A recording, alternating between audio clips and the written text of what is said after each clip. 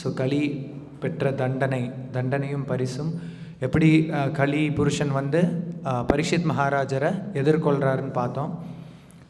கலி புருஷன் தப்பு செய்கிறாருன்னு தெரிஞ்சதும் பரீட்சித் மகாராஜ் தண்டிக்க போனார் இல்லையா?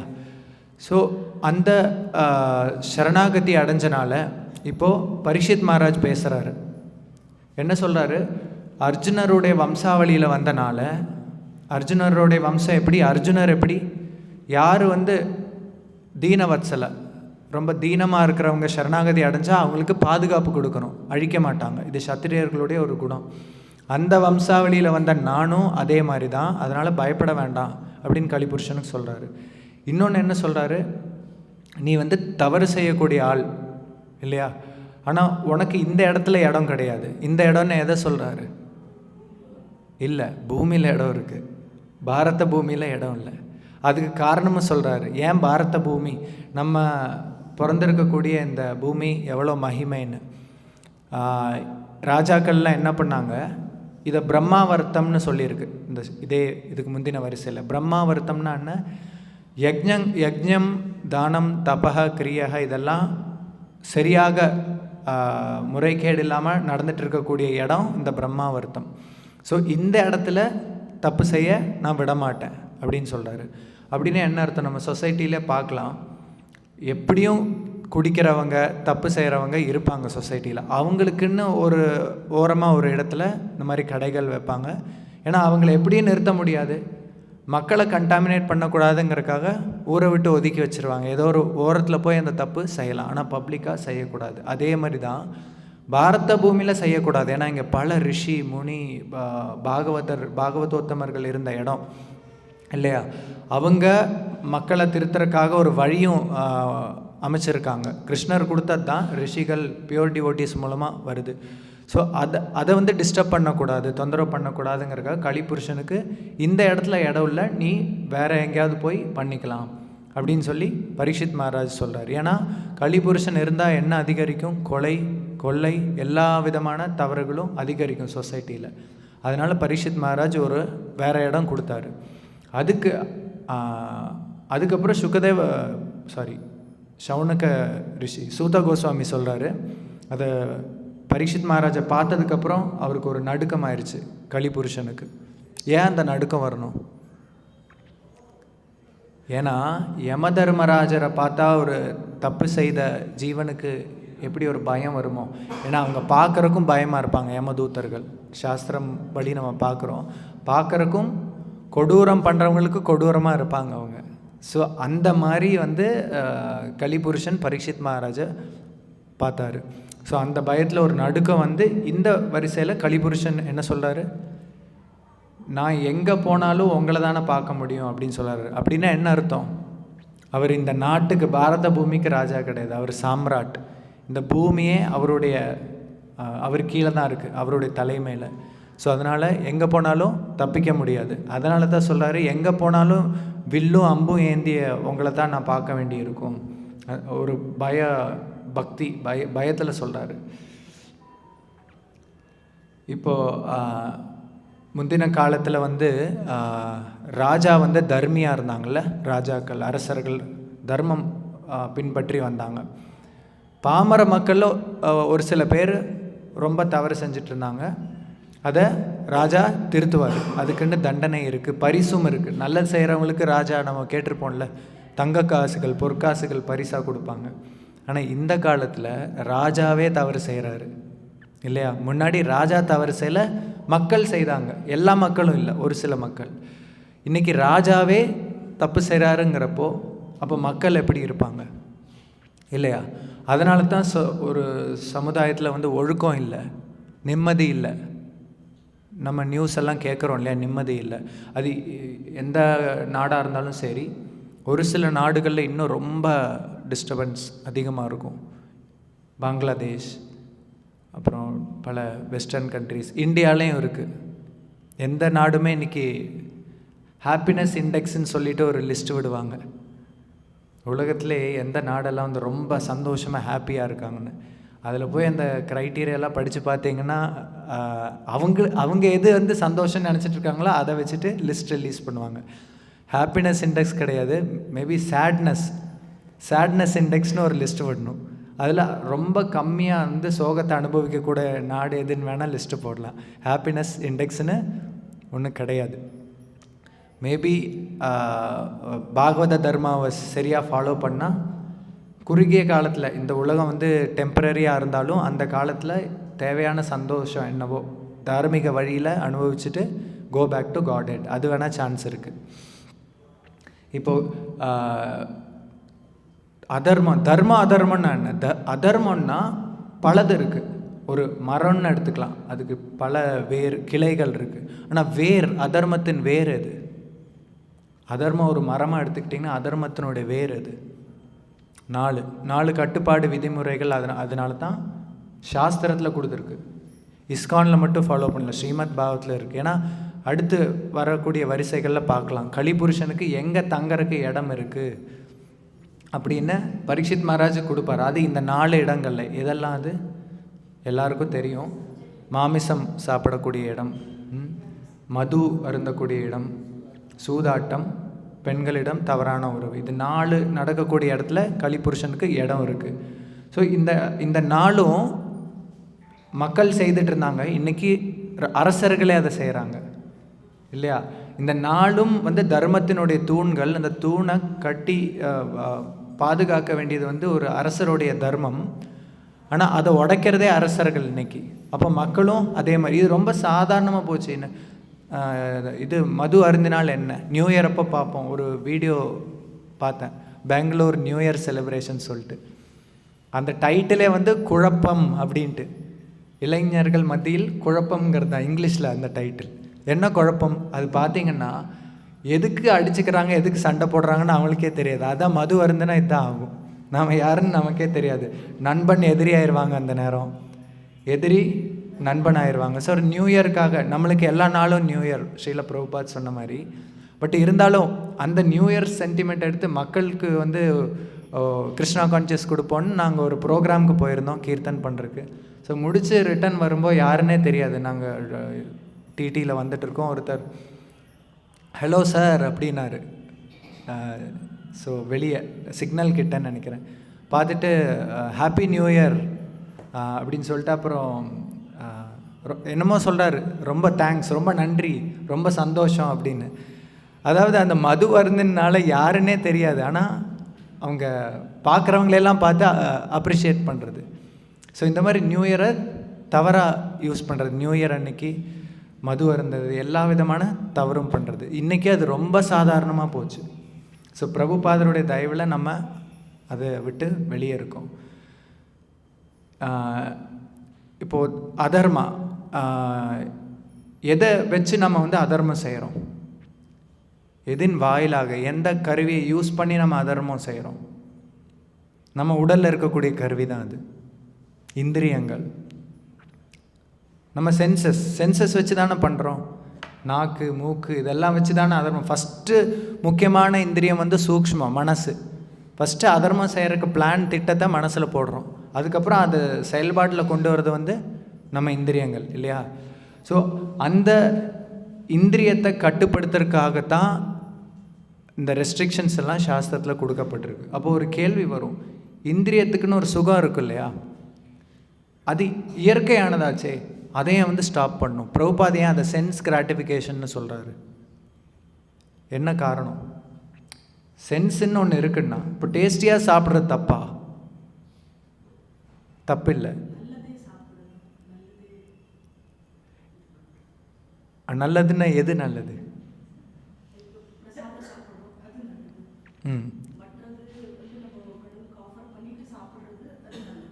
கண்டிப்பாக.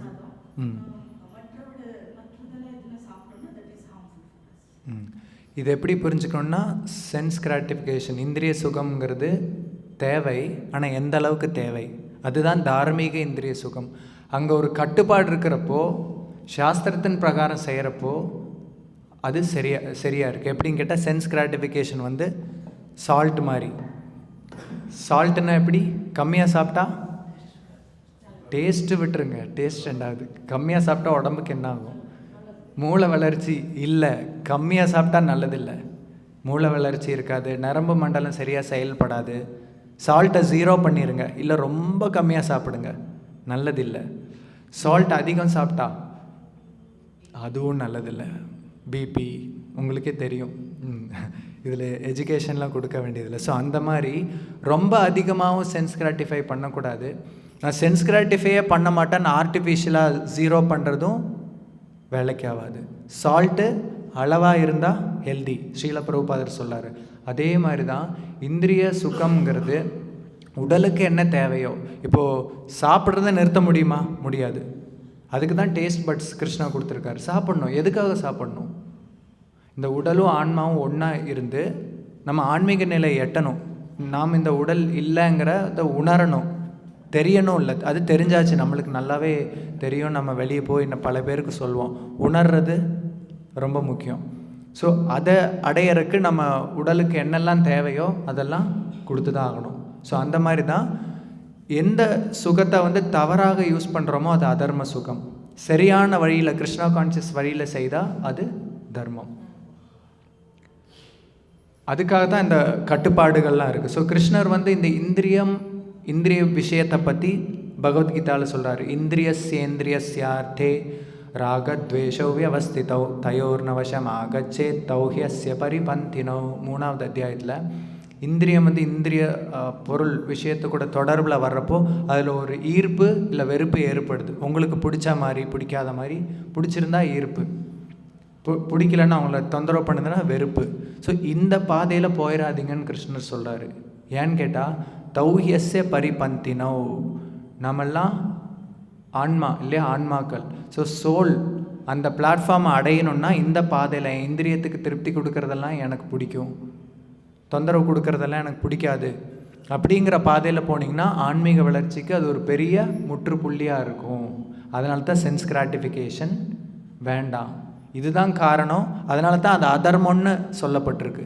ஏன்னா நாம் இந்த உடல் இல்லை, ஆன்மா பகவானுடைய அம்சம், அவரை சேவை பண்ணுறதுக்காக இருக்கோன்னு உணரணும்னா அது உணர்ந்தால் தான் சச்சிதானந்தா, சத் நித்தியமாக இருக்க முடியும். இறப்பற்ற நிலை, சித் ஞானம் பூர்ணமாக இருக்கும், ஆனந்த பூர்ணமாக இருக்கும். ஸோ சச்சித் ஆனந்தா அந்த நிலை வேண்டான்னா இந்திரிய சுகத்தில் ஈடுபடலாம். ஆனால் கஷ்டம் கண்டிப்பாக கர்மாவின் பிரகாரம் இருக்குது. எந்த ஜீவராசியும் அனாவசியமாக இந்த உலகத்தில் கஷ்டப்படணுங்கிறது கிருஷ்ணருடைய விருப்பம் இல்லை.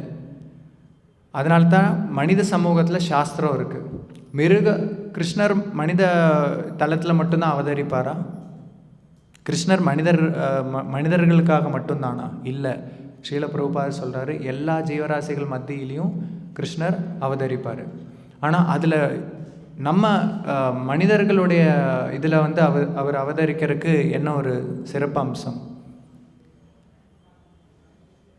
ஏன்னா இந்த உடலில் தான் நம்ம வந்து நான் உடல் இல்லை, இந்த ஆன்மான்னு புரிஞ்சுக்க முடியும்.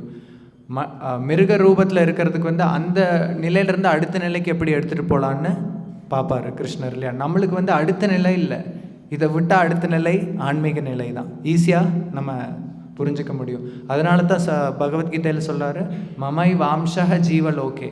இந்த லோகத்தில் ஜீவலோகத்தில் ஜீவபூதக சனாதனக 2 சூழ்நிலை இருக்குது நம்மளுக்கு. ஜீவபூதகன்னா இப்போ நாம் இருக்கிறது ஜீவபூத இல்லையா, அந்த உடலில் அடைப்பட்டு கஷ்டப்பட்டுட்டு இருக்கோம் இல்லையா. மனசஷ்டானி இந்திரியாணி 6 இந்திரியங்கள் மூலமாக, அதில் முக்கியமானது மனசு, கஷ்டப்படுறோம். ஸோ ஜீவபூத. பிரம்மபூதான்னா என்ன? நம்ம லிபரேட்டட், நம்ம முக்தி அடைந்த நிலை, பகவத் பக்தியில் இருக்கக்கூடிய அந்த முக்தி நிலை, அதுதான் பிரம்மபூதா. இந்த 3 முக்குணங்களுக்கும் நம்ம கட்டுப்படாமல் இருக்கக்கூடிய நிலை தான் பிரம்மபூத்த நிலை. ஸோ மமைவா அம்சக, என்னுடைய பசங்க நீங்கள்லாம் அப்படின்னு சொல்கிறாரு. என்னை போலவே மமைவாம்ச ஜீவலோக ஜீவபூத சனாதனக, நித்தியமாக இருக்கக்கூடியவங்க. ஆனால் ஏன் கஷ்டப்படுறாங்க? மனசஷ்டானி இந்திரியாணி பிரகிருதி ஸ்தானி கர்ஷதி. மனசு, பஞ்சபூதம், பஞ்ச இந்திரியம், இதனுடைய கட்டுப்பாடில் கஷ்டப்பட்டுட்டு இருக்காங்கன்னு கிருஷ்ணர் சொல்கிறாரு. ஸோ அதுக்காக, அந்த கஷ்டத்துலேருந்து வெளியே வர்றதுக்காக கிருஷ்ணர் 3 விஷயத்தை உருவாக்குறாரு. அது என்னது? குரு, சாது, சாஸ்திரா. இந்த 3 வடிவத்தில் நம்மளுக்கு வந்து ஞானம் கொடுக்குறாரு. ஃபஸ்ட்டு சாஸ்திரம் கொடுத்துட்றாரு. அந்த சாஸ்திரம் வந்து தியரி, கோட்பாடுகள். இப்படி பண்ணணும், இப்படி பண்ணக்கூடாது, இந்த சூழ்நிலை இது பண்ணணும், இது பண்ணக்கூடாது, எது ஒரு சூழ்நிலையில் சரின்னு இருக்கோ. இப்போ நம்ம கிருஷ்ண பிரசாதம் சாப்பிட்றோம் இல்லையா, அது நல்ல விஷயம். கிரெயின் சாப்பிட்றோம், நல்ல விஷயம். அதே ஏகாதசி அன்னைக்கு அதே கிருஷ்ண பிரசாதம் தானே. அப்போ எது சரி ஒரு சூழ்நிலையில், இன்னொரு சூழ்நிலையில் அது தவறு. ஸோ எப்படி இதை புரிஞ்சுக்குவோம்? சாஸ்திரத்தில் கொடுத்தாச்சு, டைரெக்டாக படித்தா புரிஞ்சுக்க முடியுமா? இல்லை. அந்த சாஸ்திரத்தில் இருக்கிறத எப்படி செயல்பாடுக்கு கொண்டு வரணும்னு காமிக்கிறதுக்காக குருவை கிருஷ்ணர் கொடுத்தாரு. குருன்னா என்ன? ஆச்சாரியா. ஆச்சாரியாங்கிற வார்த்தையோட அர்த்தம் என்ன?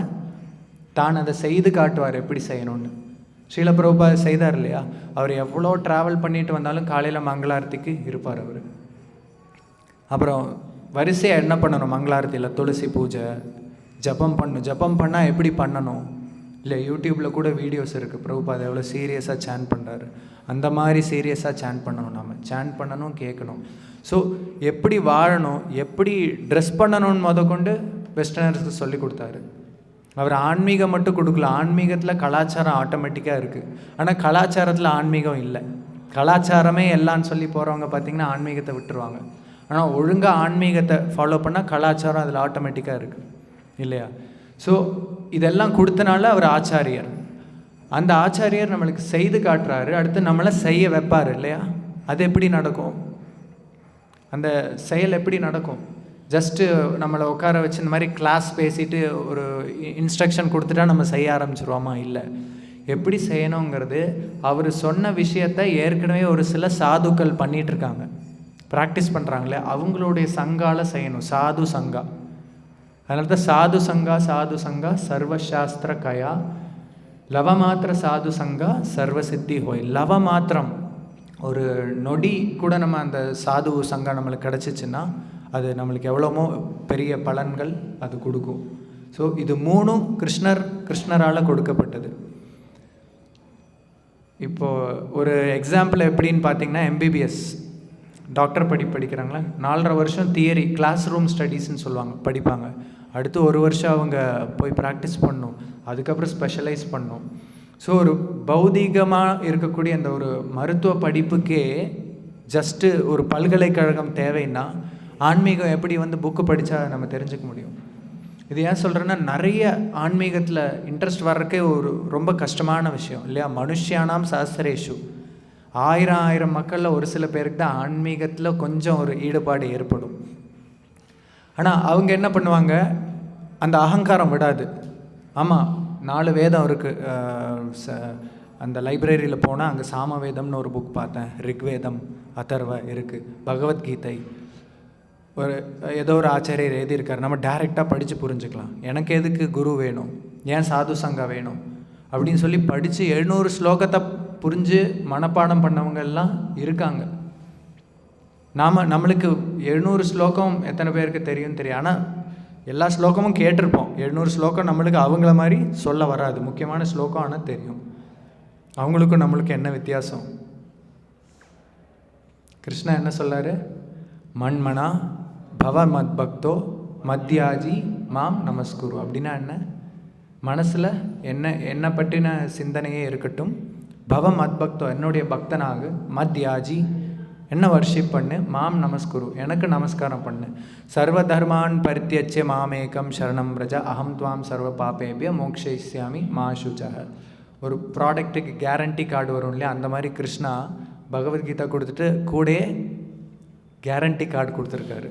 ஓ, இதெல்லாம் படிச்சுட்டு புரிஞ்சுக்கிட்டா கிருஷ்ணர் சொன்ன மாதிரி கிடச்சிருமா, நம்ம சந்தோஷமாக இருப்போமா, அவரோட சேவையில் நம்ம நித்தியமாக இருப்போமா, இந்த மாதிரி ஒரு டவுட் வரும் இல்லையா, அதுக்கு தான் மா சுச்சக. கண்டிப்பாக நடக்கும், டவுட் பண்ணாத, டோன்ட் வரி அப்படின்னு சொல்கிறாரு. மெடிசன் பாட்டிலில் இருக்கக்கூடிய அந்த ப்ரிஸ்கிரிப்ஷன் மாதிரி தான். டேக் 1 or 2 ஸ்பூன்ஸ், 1 இல்லை 2 ஸ்பூன் எடுத்துக்கலாம், or as directed by physician, இல்லை மருத்துவருடைய அறிவுரையின் படி. அப்போது எல்லா மெடிசன் பாட்டில்லையும் அது இருக்கும் கண்டிப்பாக. அப்போ டைரெக்டாக நானே போய் எடுத்தது வாங்கி சாப்பிட்றலாம் இல்லையா? அதில் டைரெக்டாக இருக்க எவ்வளோ சாப்பிடணும், அப்புறம் ஏன் அந்த ஃபிசிஷியனுங்கிற வார்த்தை வருது? உங்கள் பாடி டைப் என்ன, அதுக்கு இந்த மெடிசன் அதில் சொன்ன மாதிரி 1 ஸ்பூன் 2 ஸ்பூன் ஒத்து போகுமா இல்லையான்னு அது அவருக்கு தான் தெரியும். ஸோ அதே மாதிரி தான் சாஸ்திரத்தில் எல்லாமே இருக்கும். சாஸ்திரத்தில் ராஜ தர்மா இருக்குது, ஸ்திரீ தர்மா இருக்குது, பிராமண தர்மா இருக்குது, வர்ணாசிரமம் 8 கேட்டகரிஸ்க்கு உண்டான தர்மா இருக்குது. அதில் யார் என்ன பண்ணணும், அதை எப்படி அதை செய்யணுங்கிறது ஆச்சாரியரால் மட்டும்தான் கொடுக்க முடியும். ஸோ குரு, சாது, சாஸ்திரா இது 3ல் எதையுமே நம்ம செப்பரேட் பண்ண முடியாது. அப்படி தான் நம்ம அந்த ஆன்மீக நிலையை அடைய முடியும். இப்போ அதர்மம் பற்றி பேசிட்டு இப்போ தர்மத்தை பற்றி நம்ம பேச போகிறோம். தர்மத்தை கொடுத்தது யார்? கிருஷ்ணரே கொடுத்தார். அதுக்கு ஒரு சின்ன வரலாறு இருக்குது, ஸ்ரீமத் பாகவத்தில் சொல்லப்பட்டிருக்கு. நம்மளுக்கெல்லாம் அஜாமிலா ஸ்டோரி தெரியும். எத்தனை பேருக்கு இங்கே தெரியும் அஜாமிலா ஸ்டோரி? கிட்டத்தட்ட எல்லாத்துக்கும் தெரியும். அஜாமிலாங்கிறது ஒரு பிராமணன், கான்யகுப்ஜாங்கிற இடத்துல, கனௌஜ், இன்றைக்கி உத்தரப்பிரதேசில் இருக்குது கனௌஜ், கான்யகுப்ஜாங்கிற இடத்துல அவர் பிறந்தார். ஒரு பிராமின், ஸ்ட்ரிக்டாக அந்த பிராமண விதிகள்லாம் ஃபாலோ பண்ணிகிட்டு இருந்தவர். அவர் ஃபாரஸ்ட்டுக்கு போகும்போது ஒரு ஆண் பெண் தவறான ஒரு ப்ராஸ்டிடியூட் தவறான உறவில் ஈடுபடுறதை பார்த்து அவர் மனசு கண்டாமினேட் ஆகி அவரும் அதே மாதிரி ஒரு ப்ராஸ்டிடியூட்டை மேரி பண்ணுறாரு. அப்புறம் எல்லா தவறும், இந்த 4 கட்டுப்பாடு விதிமுறைகளை பிராமணன் தான் அதை சிரேஷ்டமாக அதை ஃபாலோ பண்ணணும். ஆனால் ஒரு பிராமணனே எல்லாத்தையும் பிரேக் பண்ணிட்டார், உடைச்சிட்டாரு. ஸோ அதுக்கப்புறம் அந்த ப்ராஸ்டியூட்டை மேரி பண்ணி 10 பசங்க, அந்த 10 பசங்களில் கடைசி பையனுடைய பேர் நாராயணா. ஸோ அந்த எப்பயுமே சின்ன பையன் மேலே ரொம்ப அட்டாச்மெண்ட் இருக்கும்ல, அந்த மாதிரி அவருக்கும் இருந்துச்சு. அவருடைய சமயமும் முடிஞ்சிருச்சு, இறப்பு வந்தாச்சு. ஸோ யமதூதர்கள் வராங்க. ஸோ அந்த பயத்தில் அந்த யம பாசத்தை வீசுகிறாங்க. அந்த பயத்தில் நாராயணா அப்படின்னு ரொம்ப சத்தமாக நாராயணா அப்படின்ட்டாங்க. அப்போ உடனே அடுத்து விஷ்ணுதூதர்கள் வராங்க, ரொம்ப பிரைட்டான விஷ்ணுவை போலவே விஷ்ணுதூதர்கள். அந்த விஷ்ணுதூதர்கள் அவங்க யமதூதர்களுக்கு ஒரு ஆச்சரியம். ஏன்னா யம தர்மராஜர் பியோர் டிவோட்டி, அவர் கட்டளை இட்டால் மீறக்கு யாரும் இல்லை. தேவர்களுக்கோ அசுரர்களுக்கோ எல்லாத்துக்கும் அந்த விதியை சரியாக கொடுக்கறது அவர் தான். அவருடைய கட்டளையை நிறுத்தக்கூடிய அந்த 4 பேர் யாருங்கன்னு உங்களுக்கு கன்ஃபியூஷன். அப்போது அவங்க சொல்கிறாங்க, அஜாமிலா இது பண்ணியிருக்கா, அது பண்ணியிருக்கா, இத்தனையும் எல்லாத்தையும் லிஸ்ட் பண்ணுறாங்க. அப்போது விஷ்ணுதூதர்கள் ஒரு கேள்வி கேட்குறாங்க, தர்மத்தை பற்றி பேசுகிறியா, தர்மம்னா என்ன? அப்படி ஒரு நல்ல கான்வர்சேஷன் நடக்குது, அதுக்குள்ளே டீப்பாக போக வேண்டாம். ஸோ இதை கேட்ட பரீட்சித் மகாராஜர் சுகதேவ கோஸ்வாமி கிட்ட கேட்குறாங்க. ஏன்னா சாஸ்திரம் தெரிஞ்சவங்களுக்கு நல்லா தெரியும், யம தர்மராஜருடைய டெசிஷனை யாராலையும் மாற்ற முடியாது, கிருஷ்ணரை தவிர யாராலையும் மாற்ற முடியாது, எந்த தேவர்களாலையும் மாற்ற முடியாது. ஏன்னா அவர் நம்மளை மாதிரி கண்டிஷன் சோல் கிடையாது, பத்தப்பட்ட ஆத்மா கிடையாது. அவருடைய டெசிஷன் பக்காவாக இருக்கும். ஒரு பியோர் டிவோட்டியோட டெசிஷன் என்றைக்குமே தவறாகாது. ஸோ இப்பேற்பட்ட ஒருத்தர் இந்த மாதிரி தண்டிக்கப்படணும்னா அது அவங்க செய்த தவறுனால, சும்மா அவர் தப்பான டெசிஷன் கொடுக்கல. இன்றைக்கி ஹைகோர்ட், சுப்ரீம் கோர்ட்டில் கூட தப்பான டெசிஷன் கொடுத்துர்லாம். ஏன்னா உண்மை என்னென்னு அவங்களுக்கு பார்த்ததில்லை. வாதம் விவாதம் பண்ணுறப்போ அதை வச்சு கேட்டு தானே கொடுக்குறாங்க. இங்கே வாதம் விவாதம்லாம் ஒன்றும் கிடையாது, எல்லாம் டைரெக்டாக பார்த்து சித்திரகுப்தன் அப்சர்வ் பண்ண தான் பனிஷ்மெண்ட்டாக கொடுக்குறாங்க. அப்படி இருக்கும்போது இந்த யமதூதர்கள் திரும்ப போகிறாங்க, யமலோகத்துக்கு போய் கேட்குறாங்க, ஒரு பெரிய ஆச்சரியமான விஷயம் ஒன்று நடந்துச்சு. எத்தனை சுப்ரீம் லார்ட் இங்கே இருக்காங்க, எத்தனை தலைவர்கள் இங்கே இருக்காங்க, மக்களை கட்டுப்படுத்தக்கூடிய தலைவர்கள் அப்படின்னு எனக்கு இப்போ சந்தேகம் வந்துருச்சுன்னு யமதூதர்கள் சொல்கிறாங்க. ஏன்னா அவங்களுக்கு தெரிந்த வரையிலும் யம தர்மராஜர் தான் டாப் இந்த வேர்ல்டில். ஏன்னா அவர் தானே எல்லாருக்கும் தண்டனையும் பரிசும் கொடுக்குறவர். சொர்க்கலோகத்துக்கு போகிறத தீர்மானிக்கிறதும், நரகத்தில் இந்த இடத்துல இந்த பனிஷ்மெண்ட் இருக்கணும்னு, தண்டனை இருக்கணும்னு அதை தீர்மானிக்கிறது யம தர்மர். இன்றைக்கி உங்களுடைய ஆணை மீறப்பட்டிருக்கு. ஸோ இதை எப்படி புரிஞ்சுக்கிறது? நீங்கள் சுப்ரீமாக இல்லை, உங்களுக்கு மேலே யாராவது இருக்காங்களா? அப்புறம் அஜாமிலருடைய கதையை எடுத்து சொல்கிறாரு. சொல்லிவிட்டு இந்த 4 ரொம்ப பிரைட்டாக இருக்கக்கூடிய 4 மகாபுருஷர்கள் எங்களை நிறுத்திட்டாங்க, எங்கள் டியூட்டியை செய்கிறத நிறுத்தினது மட்டும் இல்லாமல் நீ பயப்படாதன்னு அஜாமிலா கிட்ட கூட சொல்லிட்டு போயிருக்காங்க. ஆனால் அஜாமிலா என்ன செஞ்சார்? ஜஸ்ட்டு எல்லாம் தப்பு செஞ்சிட்டாரு, ஒரே ஒரு தடவை நாராயணா அப்படின்னு சொன்னார். அப்படின்னு சொன்னப்போ யம தர்மராஜர் ரொம்ப சந்தோஷம் அடைஞ்சிட்டார் அந்த பேரை கேட்டதும். என்ன காரணம் அவர் சந்தோஷம் அடையிறதுக்கு? அவர் ரெகுலராக சேன் பண்ணுறது அந்த பேர் தான். பட் ஏன் யமதூதர்கள் வாயிலிருந்து வந்தது அவருக்கு ஒரு சந்தோஷம்? ஏன்னா யமலோகத்தில் யாத்தனை சரீரம், கண்டினியூஸாக பனிஷ்மெண்ட்டும் சத்தம் தான். அங்கே ஐயோ அம்மான்னு தான் சத்தம் கேட்கும், நாராயணான்னு கேட்காது. ஸோ இப்போ நான் எக்ஸாம்பிள், நாமெல்லாம் சேவை செய்கிறோன்னு வைங்களேன். டெம்பிளுக்கு வர முடியல, 24 hours சர்வீஸ் வெளியே எங்கேயோ பண்ணுறோம்.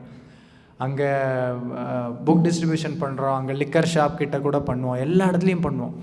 ஸோ தொடர்ச்சியாக அந்த மாதிரி ஆட்களை மீட் பண்ணி ப்ரீச் பண்ணிகிட்டே இருக்கிறப்போ நம்மளுக்கே தெரியும், என்னமோ நம்மளுக்கும் மைண்டு டிஸ்டர்ப் ஆகுது. இப்போ இதே மாதிரி பல வருஷமாக பண்ணுறீங்க, என்னாகும்? ஒரு பைத்தியம் பிடிச்ச மாதிரி ஆகும். ஏன்? சாதனா செய்கிறதில்ல, கிருஷ்ணருடைய பேரை கேட்க முடியறதில்ல, சாது சங்கா இல்லை, டெம்பிளுக்கு வர முடியலை. ஸோ இதை சாதனாவை செப்பரேட்டாக வச்சு சேவை மட்டுமே செய்வோம்னாலும் நம்மளால் பண்ண முடியாது. அந்தளவுக்கு பிரபுபாத் மாதிரி நம்ம பியோர் கிடையாது. பட் யமதர்மராஜர் ஒரு பியோர் டிவோட்டி. இருந்தாலும் அவர் இருக்கக்கூடிய சுச்சுவேஷன் எல்லாமே மோசமான ஆட்களை பனிஷ்மெண்ட் கொடுக்கறது, அந்த மாதிரி ஒரு இதில் அங்கே நாராயணா ஹரே கிருஷ்ணாலாம் கேட்க முடியாது. ஸோ அந்த மத்தியில் இவங்க நாராயணான்னு சொன்னப்போ, தன்னுடைய தலைவருடைய பேரை சொல்கிறாங்கன்னு ஒரு சந்தோஷம். அதனால் அவர் புன்னகைத்துட்டு அதுக்கப்புறம் அவர் சொல்கிறாரு, விஷ்ணு தூதர்கள்னால் யார்? நீ பார்த்த ஃபஸ்ட்டு அவங்க யமதூதர்கள் கேட்குறாங்க, நாங்கள் பார்த்த அந்த மகாபுருஷர்கள் யார், எங்கேருந்து வந்தாங்க, எதுக்காக என்னுடைய டியூட்டி அவங்க நிறுத்தணும் அப்படின்னு கேட்டப்போ யமதர்மராஜர் சொன்ன பதில் நான் சுப்ரீம் இல்லை. இதை தான் ஃபஸ்ட் சொல்கிறாரு. நீங்கள் நினச்சிட்டு இருக்கீங்க நான் சுப்ரீம் இல்லை. பிரம்மதேவர்கிட்ட நாரதர் கேட்டப்போ, எனக்கு தெரிஞ்சு நீங்கள் தான் சுப்ரீம், ஏன்னா நீங்கள் தான் படைக்கிறீங்க, மெயின்டைன் பண்ணுறீங்க, உங்களுக்கு மேலே யார் இருக்கா, ஏன்னா நீங்கள் கண்ணை மூடி தவம் பண்ணுறீங்களே. இதே கொஸ்டின் மகாதேவர்கிட்டையும் கேட்டாங்க. யார்? பார்வதி தேவி. அவர் 1000 திவ்ய யுகம் மெடிடேஷன் பண்ணிகிட்டு இருக்கும்போது அதுக்கப்புறம் கண்ணு திறக்கிறார். பார்வதி தேவி கேட்குறாங்க, யாரை நினச்சி நீங்கள் தியானம் பண்ணுறீங்க? அப்போ அவரும் அதே தான் சொல்கிறாரு, நான் சுப்ரீம் இல்லை. அங்கே சொல்கிறார், ஆராதனானாம் சர்வேஷாம் விஷ்ணோர் ஆராதனம் பரம், தஸ்மாத் பரத்தரம் தேவி ததியானாம் சமர்ச்சனம். ஆராதனையிலே சிறந்தது விஷ்ணு ஆராதனம். அப்புறம் அதை விட சிறந்ததில் அதுக்கு நிகரானது அவங்களுடைய பக்தர்களையும் வழிபடுவது அப்படின்னு சொல்கிறார். ஸோ அதே பதில் தான் யமதர்மரும் யமதர்மராஜரும் கொடுத்தாரு, நான் சுப்ரீம் இல்லை. ரிஷிகள் எல்லாருமே சத்துவகுணத்தில் இருந்தாலும், தேவர்கள் வித்யாதரா சாரணா எல்லாருமே சத்துவகுணத்தில் இருந்தாலும், எங்களால் தர்மம் இதுதான்னு சரியாக எங்களால் சொல்ல முடியாது. அப்போ யார் சொல்லுவாங்க? அதுதான் யமதர்மராஜர் சொல்கிறாரு, தர்மம் து கேட்டிருப்பீங்க, அது தர்மம் து சாட்சாத் பகவத் பிரணீதம் நவை விதுர் ரிஷயோ நாபி தேவாக நசித்த முக்கியா அசுரா மனுஷ்யாக குதோண வித்யாதர சாரணாதய. ஸோ சத்வகுணத்தில் இருந்தாலும் ரிஷிகளாலேயும் சரியாக சொல்ல முடியாது, சித்த கணானாலேயும் சொல்ல முடியாது, அசுரர்களுக்கும் தெரியாது, வித்யாதரர்களுக்கும் தெரியாது, சாரணா இவங்களுக்கும் தெரியும். இவங்களாம் தேவ உபதேவதா ரிஷிகள், இவங்களுக்கே தெரியாது. அப்போ யாரால் கொடுக்க முடியும்? சாக்ஷாத் பகவத் பிரணீதம், கிருஷ்ணரே கொடுத்தது. அதனால தான் பகவத்கீதையை கொடுத்தாரு பல லட்சக்கணக்கான கோடிக்கணக்கான வருஷம் முன்னாடி. மறுபடியும் அவரே தானே வந்தார் கொடுக்கறதுக்கு. ஸோ இப்போ இந்த வரிசைக்கு நம்ம வருவோம். இன்றைக்கி பார்த்திங்கன்னா இந்த நாட்டில் தப்பு செஞ்சிட்ருப்பாங்க, தவறு செஞ்சிட்ருப்பாங்க பணக்காரங்க, பாலிட்டிஷியன்ஸ். ஆனால் பேரலாக வேற ஒரு இடத்துல அசட்ஸ் எல்லாம் போட்டு வைப்பாங்க, பணம் சேகரிக்கிறது, ப்ராப்பர்ட்டி. அப்புறம் இவங்க தவறு செஞ்சது கவர்மெண்ட்டுக்கு தெரிஞ்சிருச்சு, பிடிக்க வராங்கன்னு என்ன பண்ணுவாங்க? உடனே எஸ்கேப் ஆகி அங்கே அடைக்கலம் எடுத்துக்குவாங்க. அந்த மாதிரி ஒரு சத்திரியருடைய ரூலில் பாசிபிலிட்டி இல்லை. ஏன்னா இந்த நாட்டினுடைய பிரதமருக்கு இந்த நாட்டு மேலே தான் கண்ட்ரோல் இருக்குது. யுனைடெட் நேஷன்ஸ்லாம் சும்மா அப்படின்னா பல பேர் இந்த போர் குற்றம்லாம் இருக்குது, அவங்களெல்லாம் அரெஸ்ட் பண்ண முடியாமல் தான் இருக்காங்க. யுனைடெட் நேஷன் சக்தி இல்லை, யூனியன் இருக்குது ஆனால் சக்தி இல்லை. ஆனால் சாம்ராட்டோடைய ராஜ்யத்தில் அப்படி இல்லை. எல்லா நாட்டுக்கும் ஒரு தலைவர் இருப்பாங்க. அத்தனை நாடுகளும் இந்த சாம்ராட்டு கீழே, நாட்டு தலைவர்களும் சாம்ராட்டு கீழே தான் வேலை செய்யணும். அதனால் எங்கே போனாலும் அங்கேருந்து தப்ப முடியாது. ஸோ அந்த மாதிரி ஒரு ராஜ்யம் இருந்துச்சு பரீட்சித் மகாராஜ் இருந்தப்போ. துருவ மகாராஜோடைய கதையிலையும் பார்க்கலாம். துருவ மகாராஜ் ஸ்டோரி எல்லாத்துக்கும் தெரியும். சின்ன பையன் அப்பாவுடைய மடியில் ஆசைப்பட்டு இன்னும் உட்காரணும், எல்லாருக்கும் ஆசை இருக்கும் இல்லையா? ஸோ முதல் மனைவியோட பையன் உத்தமா ஆல்ரெடி உத்தானபாதர் ராஜாவுடைய மடியில் உட்காந்துருக்காங்க. ஸோ இந்த இடத்துல துருவ மகாராஜர் ஆசைப்பட்டார், ரெண்டாவது மனைவியோட பையன். அப்போது உட்கார போனப்போ அப்பாவுக்கு இஷ்டம் இல்லை உட்கார்றது. உடனே அந்த பையனுடைய அம்மா வந்து சொல்கிறாங்க, அதான் மனைவி சுருச்சி என்ன சொல்கிறாங்க, உனக்கு உட்கார்றதுக்கு தகுதி இல்லை, இந்த பிறவியில் நீ உட்கார முடியாது, நீ அதுக்கு பெரிய தவம் பண்ணணும், இன்சல்ட் பண்ணுற மாதிரி, நாராயண வேண்டிக்கோ, அவர் தான் உனக்கு. அப்படின்னா என்ன, என்னுடைய கருவில் அடுத்த ஜென்மத்தில் நீ பிறவி எடுத்தால் தான் அங்கே உட்கார்றதுக்கு தகுதி இருக்குது. ஸோ சத்திரியருங்கிறனால சின்ன வயசுலேயே அந்த ரோஷம் வந்துடுச்சு. அம்மா கிட்ட போய் புலம்பி, அம்மாவும் ரொம்ப சோகப்பட்டாங்க. அப்போ அவங்க அம்மா ஒரு விஷயம் சொல்கிறாங்க, உன்னுடைய தாத்தா உன்னுடைய பாட்டன் எல்லாருமே, அப்பா யார் உத்தானபாதர், உத்தானபாதருடைய அப்பா யார் ஸ்வயம்புவ மனு, அவர் தான் ஆதி ராஜா, முதல் ராஜா இந்த படைப்பிலே. ஒரு ஸ்வயம்புவ மனுவுடைய அப்பா யார் பிரம்மதேவர், பிரம்மதேவருடைய அப்பா யார் கிருஷ்ணா. ஸோ இவங்க எல்லாருமே அந்த கிருஷ்ணாவை வேண்டி தான் லைஃப்பில் பர்ஃபெக்ஷன் அடைஞ்சாங்க. அதே அவங்களுடைய பாதையை நீயும் ஃபாலோ பண்ணு, காட்டுக்கு போ, ரிஷிகள்லாம் அங்கே தவம் பண்ணி தான் பர்ஃபெக்ஷன் அடைகிறாங்க, நீ அங்கே போய் தவம் பண்ணு. இப்போ போகிற வழியில் நாரதர், அவர் திரிகாலஜ்ஞா, அம்மா பேசுமா அந்த இடத்துல இல்லை, ஆனால் அவர் ரிஷி, எங்கே இருந்தாலும் அவர் கேட்கும், என்ன நடக்குது எல்லாமே தெரியும். ஸோ அங்கே வந்து அட்வைஸ் பண்ணுறாரு, நீ சின்ன பையன், குழந்தைங்களை திட்டினா அதுக்கு ஒன்றும் தெரியாது, குழந்தைங்களை அப்ரிஷியேட் பண்ணால் அதுவும் புரியாது, அந்த ஸ்டேஜில் நீ இருக்க, உனக்கு எப்படி ரோஷம் வருது, இதெல்லாம் வரக்கூடாது, நீ சின்ன பையன், நீ விளையாட வேண்டிய வயசு, இந்த மாதிரி காட்டில் போய் தவம் பண்ணுறதுங்கிறது ஈஸி கிடையாது, ஜென்மமாக அது பிறவி எடுத்து அதை பியூரிஃபை பண்ணி தான் கடைசியாக வந்து கிருஷ்ணரை அடைய முடியும். அவ்வளோ ஈஸியான விஷயம் இல்லை, காட்டில் பல மிருகங்களும் இருக்கும், நீ சின்ன பையன் போகாத. அப்போ துருவ மகாராஜர் சொல்லார், இல்லை இந்த அட்வைஸ் எனக்கு உள்ளே ஏறாது, நான் அறியாமையில் இருக்கேன், என்னுடைய அந்த வீட்டில் வந்து என்னை டிஸ்டர்ப் பண்ணிட்டாங்க, அதுக்கு நான் கண்டிப்பாக ரிவெஞ்ச் எடுக்கணும் அப்படின்னு சொல்லிட்டு அதுக்கு உண்டான வழி ஏதாவது என்ன சொல்ல பாருங்கள். அப்போ நாரதமுனி பார்த்தார், ஓகே சாஸ்திரத்தில் சொன்ன மாதிரி அகாம சர்வ காமோவா மோக்ஷ காம உதாரதி, உனக்கு ஆசை இருக்கோ இல்லையோ, எந்த ஸ்டேஜில் இருந்தாலும் தீவிரேன பக்தி யோகின, தீவிர பக்தி பண்ணு அப்படின்னு சொல்லி பாவத்தில் இருக்குது. ஸோ அதை மனசில் வச்சு நாரதர் ஓம் நமோ பகவதே வாசுதேவாய மந்திரம் மட்டும் சேன் பண்ண சொல்ல பாருங்கள், டெம்பிள் வர்ஷிப்பும் கொடுத்துருக்காரு நாரதர்.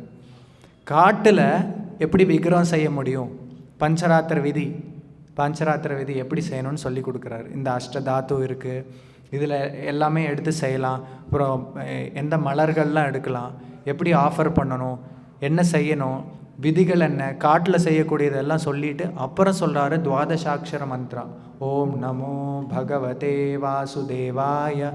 ஸோ புஷ்பத்தை போடும்போது இந்த மந்திரா சேன் பண்ணு ஒரு நாளைக்கு 3 தடவை. ஸோ அதை சீரியஸாக எடுத்து காட்டுக்கு போனார். மதுவனம் பிருந்தாவனத்தில் இருக்குது, துருவட்டீலான்னு ஒரு இடம் இருக்குது, போனால் பார்க்கலாம், அங்கே தான் அவர் தபஸ் பண்ணார். ஸோ மதுவனத்தில் போய் குளிச்சுட்டு ஃபஸ்ட்டு மாதம் என்ன பண்ணார், 3 நாளைக்கு ஒருக்க பழங்கள் எடுத்தாங்க.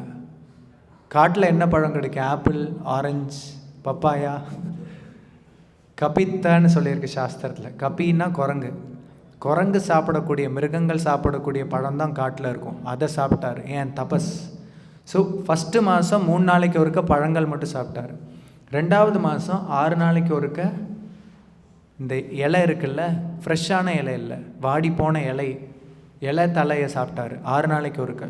3வது மாதம் 9 நாளைக்கு ஒருக்க பாருங்கள், ஸ்தூல உணவுலேருந்து சூக்ஷ்ம உணவு 9 நாளைக்கு ஒருக்க தண்ணி, நீர் மட்டும் பருந்தினார், நீர் எடுத்தார்.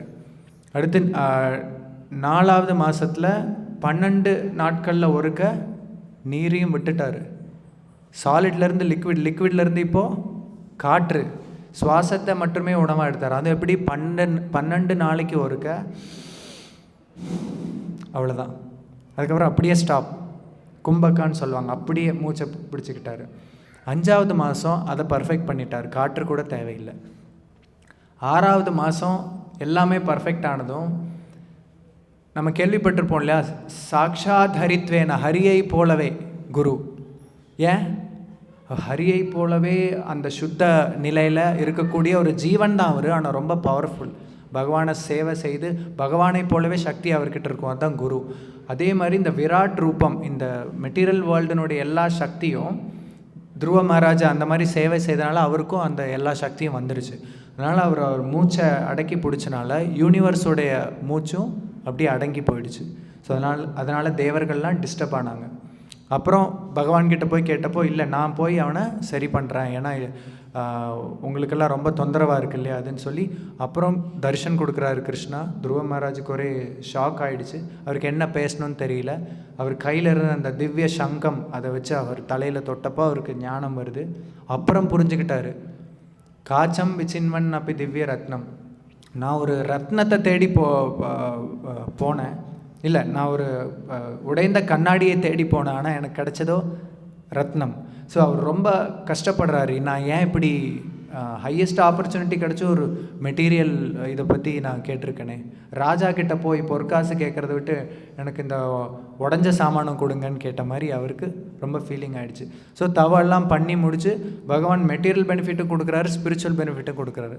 ஸ்பிரிச்சுவல் பெனிஃபிட் என்ன, அவருக்கு என்ன தேவை மெட்டீரியலாக, பிரம்மருக்கும் மேலே ஒரு இடம் வேணும், ஒரு லோகம் வேணும், இடம் வேணும். ஆனால் கிருஷ்ணர் சொல்லிட்டாரு, நீ கேட்டது பாசிபிலிட்டி இல்லை. ஹிரண்யகசிப்பு மாதிரி கேட்டால் கூட அட்லீஸ்ட் ஹெவனில் இடம் கொடுத்துருக்கலாம், சொர்க்கத்தில் இந்திரதேவருடைய பொசிஷன் இருக்குது. நீ கேட்டது அதுக்கும் மேலே ஒன்றும் இல்லை, என்னோட இடம் தான் இருக்குது, ஸ்வேத தீபம், துருவலோகம், துருவ நட்சத்திரம் சொல்கிறோம் இல்லையா, அந்த துருவ நட்சத்திரத்தில் இந்த பூமியில் எப்படி ஓஷன் இருக்கோ, நதி இருக்கோ, எப்படி கடல் இருக்கோ, அந்த மாதிரி அங்கேயும் ஒரு கடல் இருக்குது துருவலோகத்தில். அதுதான் ஸ்வேத தீப பார்க்கடல். அங்கே தான் விஷ்ணு கிருஷ்ணா இருக்கார், க்ஷீரோதாக்ஷி விஷ்ணு. அந்த இடத்தையே கொடுத்துட்டு சொல்லாரு, இந்த இடத்துக்கு தலைவர்னு யாரும் இல்லை, ஆட்சி பண்ணுறாங்க, நீ பண்ணிக்கோ. Spiritual benefit. ஏன்னா அந்த லோகம் அழியாது, நித்தியமாக இருக்கும். இந்த பிரம்மலோகம் வரை அழிஞ்சாலும் அந்த லோகம் அழியாது. மெட்டீரியல் பெனிஃபிட் என்ன, இந்த லோகத்தை நீ 36,000 வருஷம் ஆழணும் அப்படின்னு சொல்லிட்டு. அப்படின்னு என்ன, சத்தியோகத்தில் 1,00,000 வருஷம் வாழ்ந்தாங்க, அதில் 36,000 வருஷம் வாழறது விடுங்க, வயசாகுமா இல்லை எல்லாத்துக்கும். ஆனால் கிருஷ்ணா சொல்லிட்டாரு, உனக்கு வயசே ஆகாது, உன்னுடைய இந்திரியங்களும் பழுதடையாது, 36,000 வருஷம் நீ ஆட்சி பண்ணிட்டு போகலான்னு. ஸோ அந்த வரத்தை வாங்கிட்டு வந்தப்போ அவருக்கு ராஜா ஆகக்கூடிய தகுதி வந்துருச்சு. அப்போ அவருடைய அப்பா உத்தானபாதர் அவரை சத்திரியர் ஆக்குறாங்க. இது நான் ஏன் சொன்னேன்னா, சத்திரியர்கள் சர்வாதிகாரிகள்னு சொல்லி அந்த காரணத்தினால தானே இப்போ ஜனநாயகம் வந்துச்சு, சர்வாதிகாரம் நடக்குது. அது என்ன ஒருத்தரே தான் எல்லாம் கண்ட்ரோல் பண்ணும் இல்லையா, நம்ம ஓட்டு போட்டு தான் அவங்கள வர வைக்கணும்னு சொல்லி இந்த இது வந்துச்சு. ஆனால் உண்மையாக சத்திரியர்கள் அப்படி கிடையாது. உத்தானபாதர் ஃபஸ்ட்டு துருவ மகாராஜர் பையனாக இருந்தாலும் இந்த குருதி சலுகைன்னு சொல்லுவாங்க, குடும்பத்திலே வர்றவங்களுக்கு எல்லாம் பரிசு எல்லாம் பொசிஷன்லாம் கொடுக்கறது, அந்த மாதிரி கிடையாது. துருவ மகாராஜருக்கு அந்த சத்திரிய தகுதி இருக்கா, அவர் ராஜ ரிஷியான்னு அவங்க அப்பா அனலைஸ் பண்ணி பார்க்குறாரு. ஆமாம், எல்லா குணங்களும் இருக்குது. அடுத்து அப்படின்னா அவர் ஆணையிட்டிருக்கலாம், ஓகே அவரே அடுத்து ராஜாவுக்கு நான் வானப்பிரஸ்தம் போகிறேன், நான் காட்டுக்கு போகிறேன், அப்படி அவர் இது பண்ணல. அடுத்து அவருடைய மந்திரிகள் கிட்ட கேட்குறாங்க, துருவ மகாராஜாவுக்கு இந்த தகுதியெல்லாம் இருக்கா, மந்திரிகளும் சொல்கிறாங்க ஆமாம் இருக்குது, பூர்ணமாக இருக்குது. அடுத்து மக்கள் மத்தியில் என்ன அபிப்பிராயம் இருக்குது அதையும் கேட்டு தெரிஞ்சுக்கிட்டு அதுக்கப்புறம் துருவ மகாராஜா ராஜாவாக ஆக்குறாங்க. ஸோ அந்த மாதிரி ஒரு ராஜாவுடைய அந்த ஒரு ரூல் இருந்திருந்தால் இவ்வளோ கஷ்டப்பட மாட்டோம் இன்றைக்கி. அதனால தான் எல்லாருமே கஷ்டப்படுறோம். ஸோ ஒரு ராஜா ஒரு புண்ணியவானாக இருந்தால் மட்டும் போதாது. ஏன்னா வர்ணாசிரமம் புண்ணியம் பண்ணுறது கிடையாது இல்லையா. புண்ணியம் பண்ணால் சந்தோஷமாக இருக்கலாம். இன்றைக்கி நிறைய பேர் இருக்காங்க, அதுக்காகவே கோயிலுக்கு போவாங்க. புண்ணியம்னா புரிஞ்சுக்கணும், ஷீனே புண்ணியம் மர்த்தி லோகம் விசந்தி. இப்போ புண்ணியத்துலேயே ரொம்ப டாப் புண்ணியம் ஸ்வர்கலோகம் போகிறது. ஏன்னா அங்கே இங்கே இருக்கிறத விட பல மடங்கு ஃபெசிலிட்டிஸ் அதிகம். நினச்சி பாருங்கள், லட்சக்கணக்கான வருஷம் வாழ்வீங்க, எப்போ இறப்பு வரும்னு உங்களுக்கே தெரியாது, அந்த அளவுக்கு நீண்ட ஆயுள் இருக்கும். ஆனால் இப்போ உங்களுக்கு தெரியும் நம்ம எப்போ இறப்போன்னு. மேக்ஸிமம் என்ன 60, 70, 80, 90, 100 கண்டிப்பாக தெரியும், அங்கே தெரியாது. பட் அங்கே இருந்தாலும் கிருஷ்ணா சொல்லார் மர்த்திய லோகம் விசந்தி, புண்ணியம் முடிஞ்சிச்சுன்னா திரும்ப வரணும். ஸோ வர்ணாசிரமம் அதுக்காக கிடையாது. அதாவது வர்ணாசிரமம் பண்ணால் ஆட்டோமேட்டிக்காக ஒரு புண்ணியம் அதில் இருக்குது. ஆனால் வர்ணாசிரமத்துடைய கோல் என்ன, இப்போது அத்தப் பும்பி துஜஸ்ரேஷ்டா வர்ணாசிரம விபாகஷ ஸ்வானுஷ்டிதஸ்ய தர்மஸ்ய சம்சித்திர் ஹரிதோஷனம். ஹரியை சந்தோஷப்படுத்துறதுக்காக, நம்ம ஆன்மீக நிலையில் எட்டுறதுக்காக அந்த வர்ணாசிரமம் கொடுக்கப்பட்டிருக்கு. இல்லை ஒரு இந்த மெட்டீரியல் வேர்ல்ட்லேயும் நம்ம நிரந்தரமாக சந்தோஷமாக இருந்துக்கலாம், இருக்கிற வரையும் சந்தோஷமாக இருந்துக்கிறாங்கிறதுக்காக வர்ணாசிரமத்தை ப்ராக்டிஸ் பண்ணக்கூடாது. அதனால தான் ஒரு பாகவதோத்தமர் ராஜாவாக தேவை. ஸோ இப்போ கூட இந்த சைத்தன்ய மகாபிரபு அவதரித்து இப்போ நம்ம அந்த பீரியடில் தான் இருக்கோம். அடுத்த 10,000 வருஷம் சத்தியயுகம் போல் இருக்குன்னு சொல்லப்பட்டிருக்கு. ஸோ இந்த ஸ்டேஜ்லேயும் மக்கள் எல்லாம் கிருஷ்ணா கான்சியஸ் ஆனால், ஜனநாயகத்துலேயும் முன்னாடி அரசர் ஆட்சி, மன்னர் ஆட்சி, இப்போ ஜனநாயக ஆட்சி இல்லையா, மக்கள் தானே ஓட்டு போட்டு தீர்மானிக்கிறோம். இந்த நிலையிலையும் நம்ம சந்தோஷமாக இருக்கலாம். எப்படி? நாம் டிவோட்டிஸாக இருந்தால், நாம் நல்ல ஆட்களாக இருந்தால், நம்ம அதே போல் ஆட்களை தானே ஓட்டு போட்டு எடுப்போம் நம்ம. ஸோ அதனால் ஃபஸ்ட்டு நாம் ப்ராப்பராக டிவோஷனல் சர்வீஸ் ப்ராக்டிஸ் பண்ணி பிறருக்கும் டிவோஷனல் சர்வீஸ் கொடுத்தா, அதுக்கப்புறம் பரீட்சித் மகாராஜார் மாதிரி ஒருத்தர் லீடராக நம்ம தேர்ந்தெடுப்போம். ஸோ அப்போ தான் சந்தோஷமாக இருக்க முடியும். லீடர் டிவோட்டியாக வந்தால் நம்ம சந்தோஷமாக இருக்கலான்னு நினைக்கிறது தவறு, கஷ்டம். லீடரை அவ்வளோ சீக்கிரம் சொல்லி புரிய வைக்கிறது அவ்வளோ ஈஸி இல்லை. ஆனால் மக்கள் எல்லாருமே தார்மீக வழியில் போனால் ஒரு அதர்மியை எலெக்ட் பண்ண மாட்டாங்க இல்லையா? ஸோ அந்த மாதிரி தான். ஸோ எல்லாருக்கும் இந்த ஞானம் கொடுக்கணும். ஸோ ஹரே கிருஷ்ணா கிருஷ்ண கிருஷ்ண ஹரே ஹரே, ஹரே ராம ராம ராம ஹரே ஹரே சாண்ட் பண்ணணும். டெய்லியும் 16 ரவுண்ட்ஸ் சாண்ட் பண்ணணும், கேட்கணும். பிரம்ம ஜானம், பகவத்கீதா, பாகவதம், சைத்தன்ய சரிதாமிரதம் படிக்கணும், பிரபுபாத் புக்ஸ் படிக்கணும். நம்ம ஸ்ட்ராங்காக இருக்கணும். அப்புறம் மிச்சவங்களுக்கு ஹெல்ப் பண்ணணும். இதுதான் கிருஷ்ணர் நம்மக்கிட்டேருந்தே எதிர்பார்க்குறது. அவரே டைரெக்டாக செய்யலாம் இல்லையா? அப்புறம் நம்மளுக்கு எங்கே பியூரிஃபிகேஷன், நம்மளுக்கு என்ன டியூட்டி? ஸோ நம்ம முதல்ல பியூராக இருப்போம். அப்புறம் ஒரு பரீட்சித் மகாராஜர் மாதிரி ஒரு ராஜாவை நியமிக்கிறத பற்றி, இல்லை அவர் தலைவராகிறத பற்றி நம்ம யோசிப்போம். இதோட முடிச்சுக்குவோம். கேள்விகள் இருக்கா? ग्रंथराज श्रीमद् भागवतम की, विश्वगुरु श्रील प्रभुपाद की, ताई गौर प्रेमंत।